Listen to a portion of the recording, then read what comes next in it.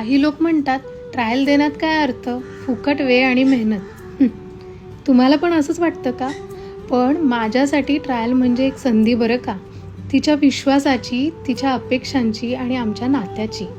जेव्हा मी ट्रायल देते ना, ती फक्त एक प्राईड राहत नाही, ती माझ्या कलेमधली एक क्वीन बनते.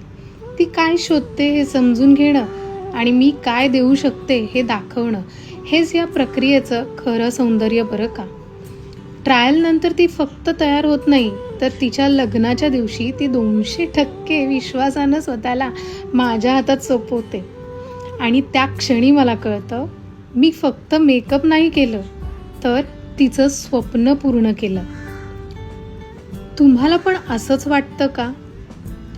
आणि तुम्हाला जर असं वाटत असेल तर नक्की कमेंट आणि शेअर आणि लाईक कराल.